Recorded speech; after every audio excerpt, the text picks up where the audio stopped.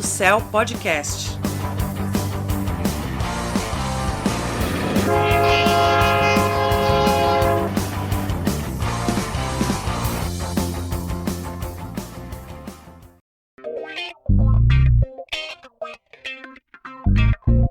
Olá, amigos do Blue Sky! Obrigada por estar com a gente em mais um episódio do Trem do Céu, o podcast sobre o que todo mundo comentou no Blue Sky na última semana. Hoje vamos falar sobre o racismo, que ainda é uma base estrutural do Brasil, sobre a consciência negra, que agora é feriado nacional, sobre a reunião do G20 no Rio de Janeiro. Mas é claro, não teria como fugir do assunto que dominou a Skyline: o indiciamento do inelegível e mais 36 pessoas, entre militares e asseclas, em razão de um plano para assassinar Lula, Alckmin e o então ministro do Tribunal Superior Eleitoral, Alexandre de Moraes. Ah, também falamos da Câmara de Eco. Vale sempre lembrar, todas as arrobas que a gente mencionar estarão listadas na descrição do episódio para você também segui-las. Então, vem com a gente!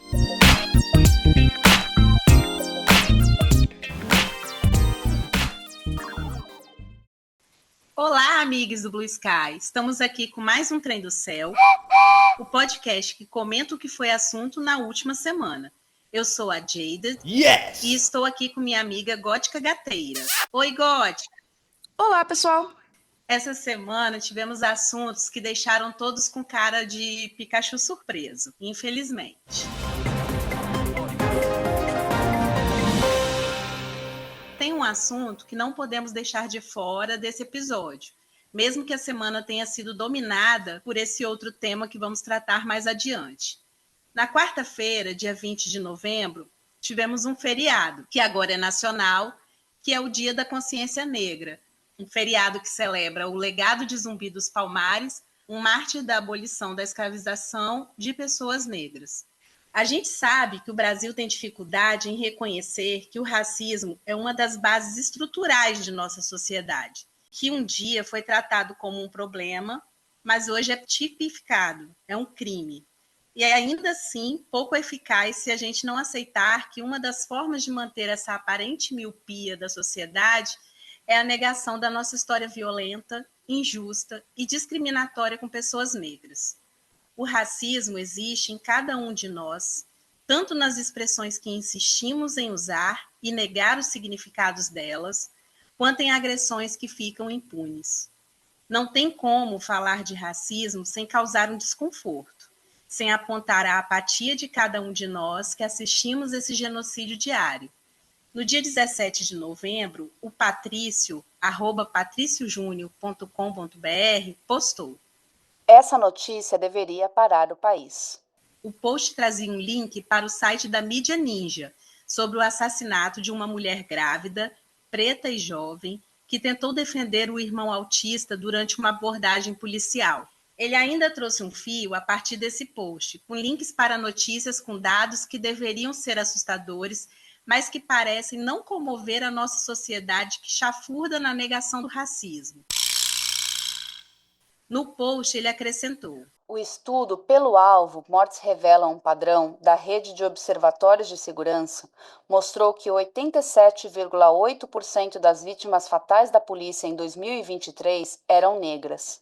O mesmo estudo revela que em Pernambuco, estado onde resido, 95% das vítimas fatais da polícia eram pessoas negras. Em Recife, capital que se gaba de ser um oásis de diversidade e inclusão, os dados mostram que 100% das vítimas fatais da polícia eram pessoas negras, por 2 anos consecutivos. Toda essa violência tem raiz no desconhecimento de nossa própria história, pois a história que conhecemos é dominada pela narrativa de nossos colonizadores. A gente se orgulha da nossa diversidade, ao mesmo tempo em que só conhecemos e reconhecemos a nossa ascendência europeia. Admitimos que cotas para negros sejam questionadas no último país a acabar com a escravidão.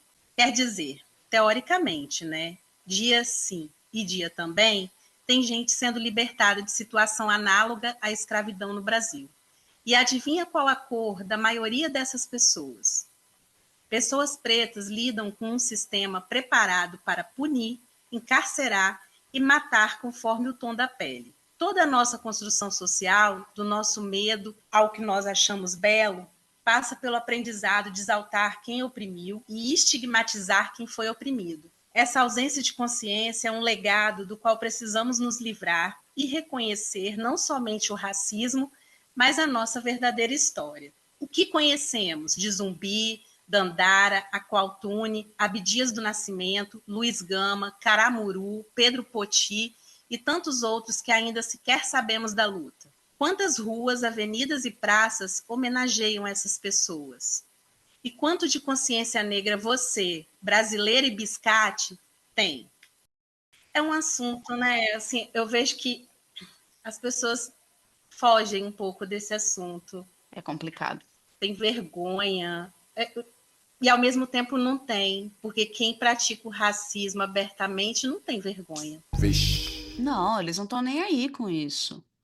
Eu não sei, tipo, eu sempre vou lembrar, isso aconteceu há muitos anos, tipo, foi o que, 2012, numa escola que eu trabalhei, a gente tinha uma professora americana que era negra. E ela comentou, tipo, uma vez estava eu, ela e a nossa chefe conversando, e ela, não, mas o Brasil é um país bem racista, né? E na hora a chefe, tipo, não, imagina, é sim, é bem racista.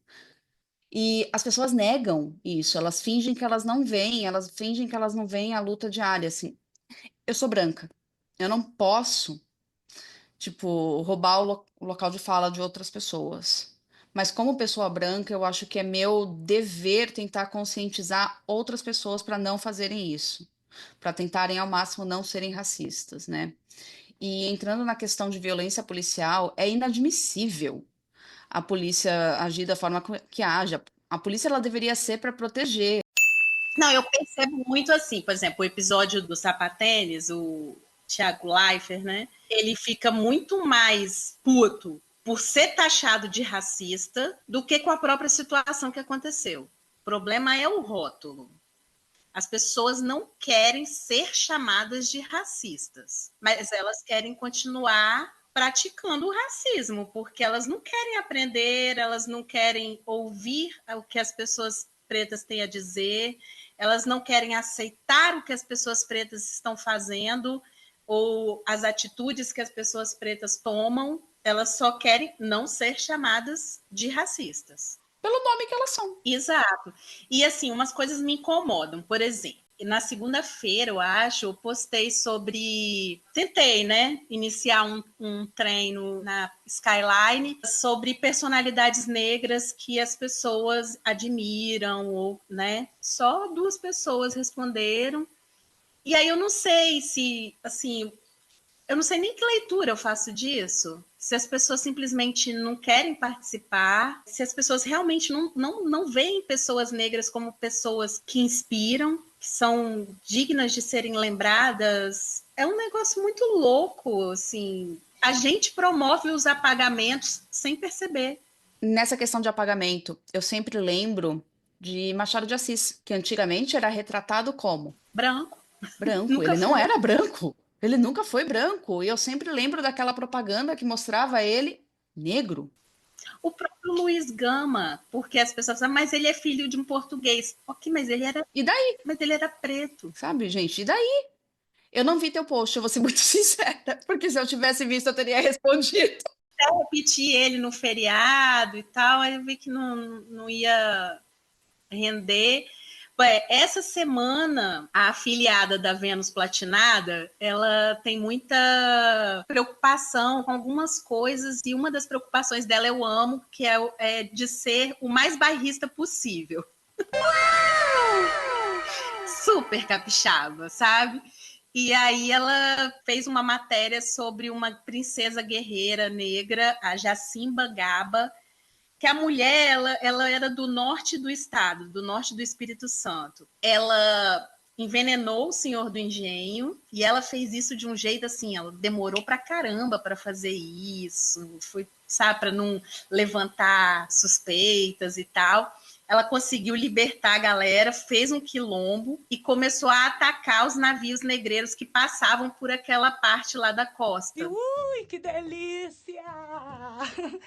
ela alterou a rota dos navios negreiros que passavam pelo Espírito Santo, Quer sabe? dizer, parar de trazer negro para ser escravo, não pararam, mas Por ali não dava mais e tal. Mas assim, eu nunca tinha ouvido falar dessa pessoa. Isso não me foi passado na escola. e assim, quantas outras pessoas poderiam ser mais conhecidas e não são por conta da cor da pele? Por favor, gente, abram mais o olhar para os verdadeiros heróis da nossa história. Repensem aquela história que a gente aprendeu na escola, que é uma história totalmente branca, vinda de colonizadores. Repensem as pessoas que vocês admiram também. Colorir essa paleta de admiração. É legal. Chega de exaltar Milico. Milico, general, coronel, bandeirante. Pelo amor de Deus, comece a exaltar indígena, negros, que lutaram pela abolição realmente, não quem pegou a caneta e assinou. Quem pegou a caneta e assinou, pegou a caneta e assinou se borrando de medo. E fez isso porque não tinha mais como fugir. Eu vou encerrar esse assunto porque se eu não encerrar, eu vou ficar falando sobre ele aqui horas e horas. Vamos para a próxima parte. Um assunto que foi bem comentado, né? A Skyline se movimentou bastante em relação ao fato do Rio de Janeiro ter sido palco do G20. Né? O G20, para quem não sabe, é onde as maiores lideranças globais discutiram inclusão social, fome, clima e as reformas das instituições internacionais. E óbvio que teve polêmica, né? A Janja, Ai, meu coração! nossa esposa do nosso presidente eleito, senhor Janjo, deu uma cutucada no Elão, dizendo que ele deveria se preocupar mais com a fome do mundo do que com viagens ao espaço. E completando com o que todo brasileiro saudoso do Twitter e que odeia o X queria dizer. Fuck you, Elon. Fuck you very, very much. Isso aconteceu num evento social paralelo ao G20. Isso acabou virando o prato principal para a mídia brasileira, como se fosse um incidente diplomático gigantesco. E não foi. Né? A mídia internacional repercutiu super, tipo, nada praticamente. Vamos ser sinceros, repercutiu um nada este catártico e delicioso desabafo. Tadinha. Tadinha, que barra. E o que ganhou mesmo a Skyline foram as fotos do Lula com os chefes de Estado. Particularmente a foto com o Milei. A fazendeira Gretel, @viúva do Nishiki, comentou em 18 de novembro. Quando seus pais te obrigam a tirar foto com aquele parente que você odeia. Que tristeza. Também em 18 de novembro, a pirólita de avião, @Bruna Guerreiro, revisitou e atualizou o meme do Sejam muito bem-vindos, você não, com a sequência de fotos. No mesmo dia, o portal G1 destacou: frieza com Milei, bromance com Macron. Veja como Lula recebeu chefes de Estado. E o print virou chacota. O Divo, @Divo dos Trends, comentou com o print. Que diabo de notícia é essa no G1? Pegaram os estagiários da Choquei? Já a Soraya Lestar, @Soraya Lestar, fez quote desse último post para acrescentar. Eu falei que a situação nas redações era de calamidade. Sobre o encontro do G20 em si, o Brasil liderou pautas como a criação da Aliança Global contra a Pobreza e compromissos de transição energética. Ficou decidido que vão buscar ações concretas para reduzir desigualdades e enfrentar as mudanças climáticas. Mas agora é esperar para ver se tudo isso realmente sai do papel, né? E aí, o que vocês acharam dessa treta e das promessas do G20? Vou ser muito, muito sincera aqui. Eu dei mais risada vendo os memes do Biden na Amazônia. Eu tô aqui pensando comigo, será que já acharam o velho? Ele revisitou o meme do John Travolta perdido, né? É, mano, ele quase se perdeu de ver. Ele saiu andando no meio da mata. Alguém tira o velho. Que louco. Mas assim, achei Lula divo, faria igual. Minha incontinência facial, ela é gritante. Nossa, pra que rir do lado daquela criatura com aquela pasta que ele não larga? Não, Olha, a última festa da firma não que eu vale. fui, chegou uma hora que as pessoas olhavam pra mim e falavam, você não tá mais aguentando a festa, né? eu acho que a minha cara também não consegue mais esconder essas coisas. Então, entendo, Não, eu Lula. já assumi minha incontinência facial. Minha incontinência facial é uma condição minha e tá de boa. Vivo super bem com ela. Falar o quê, né? Agora, Janja, né? Janja é muito maravilhosa, cara. Fuck you, Elon. Fuck you. Falou que tava entalado. Muito obrigada, Janja. Te amo.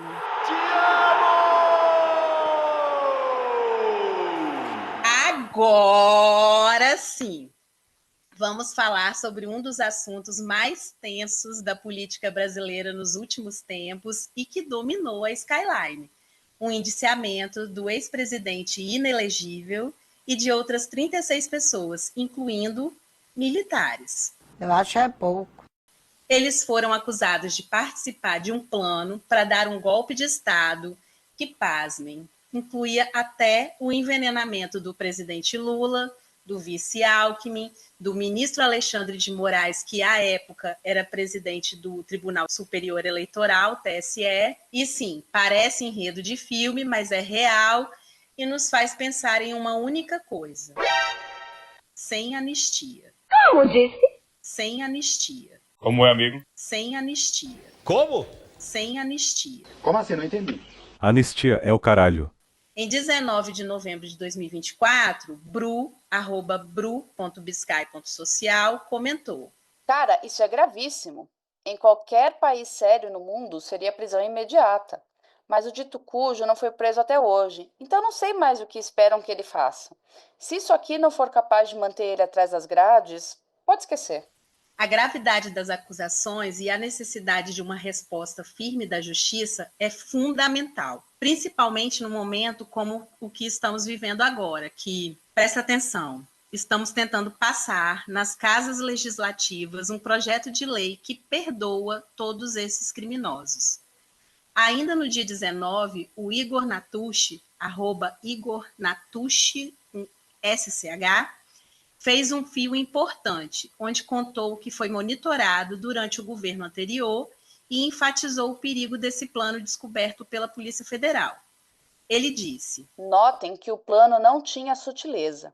Após atentado no aeroporto, iam matar presidente eleito e vice, sequestrar ministro do STF, criar um gabinete de crise que eles mesmos iam comandar.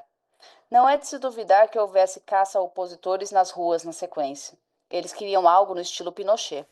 No mesmo dia, o Caio Almendra, @Caio Almendra, foi certeiro. O artigo 56 do Código Penal Militar prevê a possibilidade de pena de morte por fuzilamento em casos de traição, assassinato, genocídio, crimes contra a humanidade, crimes de guerra e terrorismo, desde que durante guerra. Braga Neto praticamente gabaritou a lista. Não há dúvidas de que estamos vivendo mais um momento histórico e que redefine o que aceitamos como limite na política brasileira e que também pode estabelecer um precedente no país. A gente está cansado de tanto momento histórico e com pena não só de quem vai ter que compilar tudo isso, mas também de quem vai ter que estudar toda essa lama. Mas uma coisa é certa, é urgente repensar o nosso papel enquanto cidadão eleitor, como também repensar o papel das instituições e, mais que tudo, pensar no papel da imprensa nessa história. Sobre isso, a Cecília Oliveira, @cecilia.com.br, comentou em 19 de novembro. Não há como debater notícias de hoje sobre planos de golpe e para matar presidente e ministro sem debater o papel da imprensa. Não é só no Brasil paralelo que tem versões fantasiosas da história ou aqueles jornais de nome duvidoso que espalham fake news. Imprensa é parte importante do problema. O comentário estava acompanhado de duas imagens. Uma do editorial do Estadão, de 1º de janeiro de 2024, intitulado "É hora de encerrar os inquéritos contra golpistas", e a outra do espaço dado pela Folha de São Paulo ao inelegível, com o título "Aceitem a democracia". A gente tá fudido. A gente tá muito fudido. Bom, inaceitável de verdade é essa imprensa lambibotas de bilico. No fim das contas, esse indiciamento é mais do que uma questão política. É um marco histórico para a democracia brasileira. A justiça precisa ser feita para mostrar que ninguém está acima da lei. E a gente vai continuar acompanhando de perto. Sim, por favor. Que é aquilo, né? Eu tô cansada de viver um momento histórico, E eu só espero que eu não tenha que acompanhar isso de perto para poder esquentar uma pizza. né? Não, agora o que eu fico pensando é, tipo, eles fizeram todos os planos de uma forma assim, não, vamos envenenar o Lula, mas na mesma semana eles iam assassinar o Alckmin e o Xandão, como se ninguém fosse perceber que isso era tudo parte da mesma manobra, sabe? Quando você tem uma certeza de impunidade, você toca o barco, cara. Você senta a pua. É tão absurdo uma coisa dessas, tipo, não tenho o que falar, tipo, e é aquilo, né? A gente tem essa péssima mania de síndrome de vira-lata, e o Trump sendo reeleito nos Estados Unidos vai acabar acontecendo a mesma coisa aqui se a gente não acordar Ai, logo. pelo amor de Deus. Porque na próxima eleição ele ainda vai estar inelegível, mas daqui a um tempo ele não vai estar mais. Então, Exatamente. É o maior inacreditável dos últimos tempos. Não, ele está pensando em se eleger. Eu vi uma notícia essa semana, ele falando ele como candidato e o filho dele como, e o filho como vice, tipo, louca. gente, delusional. Sabe? É um House of Cards Brasil, né? É, Fosse um seriado mesmo, a gente não ia estar comprando esse roteiro doido. exato. Tipo, é um bagulho muito doido. Tipo, a gente espera que seja Delulu, porque assim, não dá pra duvidar da impunidade. Ai, gente, com anistia ao caralho, sem anistia. Exato, enfia a anistia no cu, que é só isso que eu tenho a dizer. E é aquela coisa, as pessoas que estão sendo, tipo, julgadas agora pelo 8 de janeiro, é os peixes pequenos. A gente tem que começar a pegar os peixes grandes. Né? Que quando vai começar isso? Na real, eu sou totalmente contra serviço militar obrigatório. Eu sou totalmente contra uma série de coisas que acontecem, tipo, com relação à parte de milico e tudo mais, porque no fim das contas, a gente está só, tipo, financiando uma galera que serve para o quê? Pintar meio fio, né? Essa é a real. E é claro, não podemos esquecer as filhas solteiras desses povo. Mas parece que essa semana o Haddad se reuniu com uma alta cúpula aí desses babacas. Cortaram uma grana. Cortaram uma grana. Não é o suficiente. Eu acho é pouco. Tem que cortar mais. Também Tem que cortar acho. direito aí, que eles têm que. Não tem que ter. Tem que cortar uma série de coisas. Mas eu tô ao ponto de comemorar qualquer vitória contra militar. Qualquer uma. Isso para mim já foi uma vitória. Porque, assim, é impressionante como nenhum governo brasileiro consegue lutar contra essa cambada de velho asqueroso. É o medo de ser getulhado, né? Tem que acabar os exércitos, tem que acabar, tipo, tem que acabar a polícia militar. Tem que acabar uma série de coisas, sabe? Tipo, que não tem razão, não tem porquê de existir. E assim, até dá para entender os medos do Lula. Pô, tinha um cara que estava envolvido e que estava fazendo a segurança dele. Né? Realmente o perigo estava muito próximo, tá muito próximo. Mas caralho, manter o Múcio como elo entre governo e os militares, não entra na cabeça. Talvez Lula esteja sendo ameaçado e a gente não tá sabendo, É uma né? opção. Tem que estar acontecendo alguma coisa, porque se for só à toa. Exato. Vem contar pra gente o que tá acontecendo, Lula, por favor. A gente tá aqui no Trem do Céu te esperando de braço aberto. A gente protege. Com certeza o Lula ouve o nosso podcast, com toda certeza. Por favor, me ajuda. Mas vamos falar de uma outra coisa. Vamos tentar desanuviar um pouquinho aqui no final. Ai, por favor. Desanuviar em termos, né, gente? Vamos ser sinceros. Mas é porque rolou assim um tema que surgiu no apagar das luzes da nossa pauta semanal e movimentou a Skyline no dia 22 de novembro.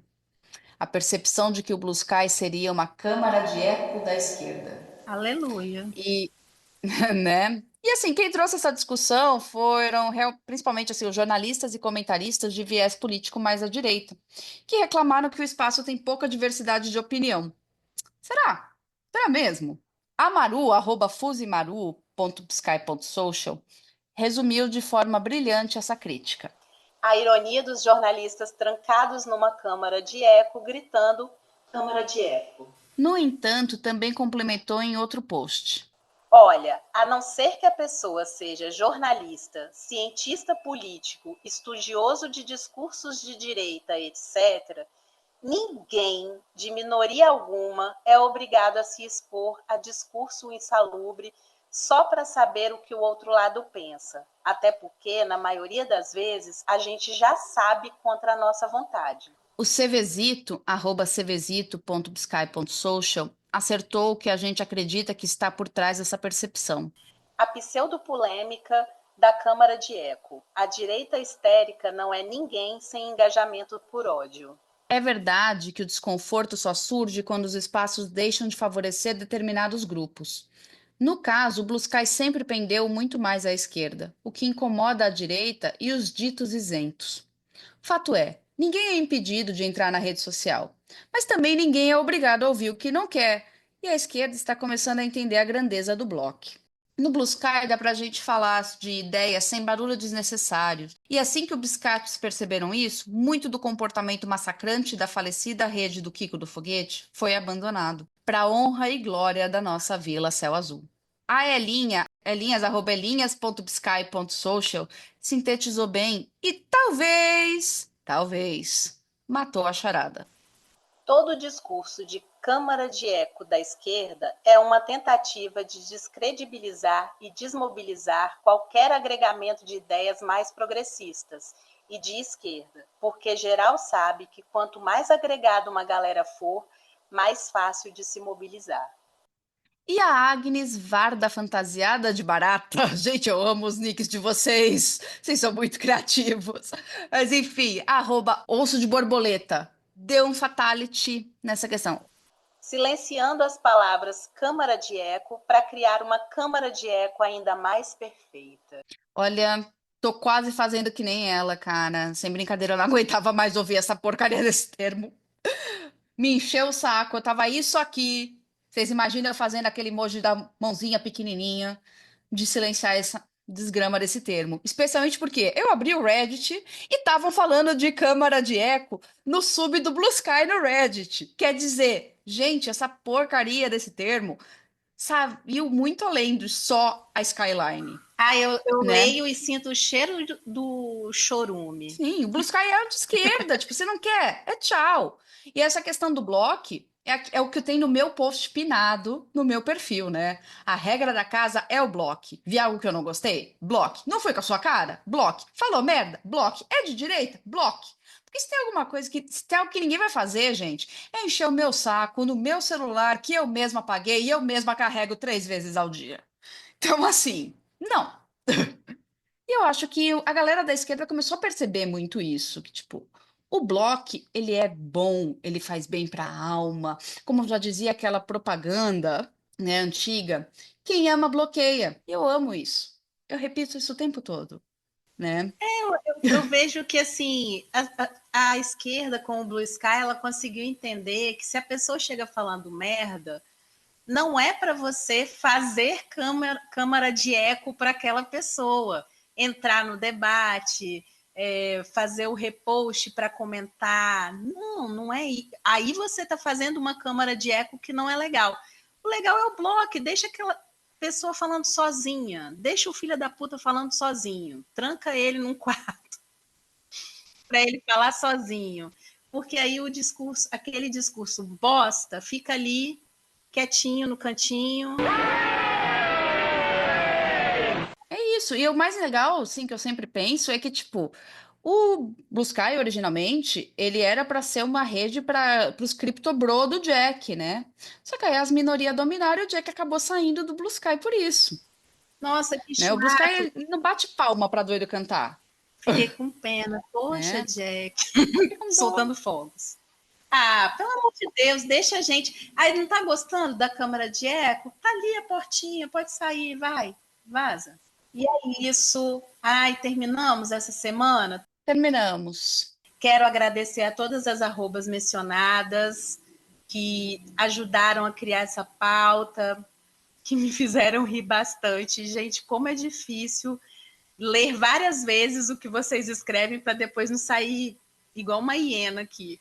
Olha, hoje foi, excepcionalmente, hoje foi difícil. Teve coisa aqui que eu tive que falar, travei, não conseguia falar. Vocês não vão ver isso, porque o poder de edição da Lia é maravilhoso. Ou será que não? Então, assim, muito obrigada a todos vocês. Vão estar lá na descrição do episódio. Sigam essa galera, porque é uma galera que traz um conteúdo legal, tanto que estão aqui participando do Trem do Céu. E aproveitar, vou sair do script. Dar parabéns para a Lia, nossa produtora. Amanhã é o aniversário dela. Amanhã, vulgo hoje, quando o podcast sair. Exato, a gente grava Amanhã. no domingo, segunda sai o episódio. Então a gente vai dar parabéns. Parabéns, Lia. Feliz aniversário! E um beijo, galera. Até a próxima Um semana. beijo, obrigada por escutarem a gente. Boa semana para vocês.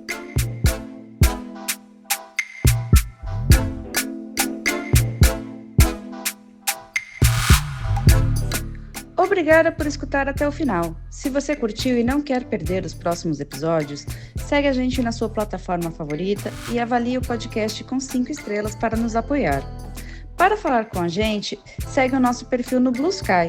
É Trem do Céu, tudo junto, .bsky.social. Um grande abraço!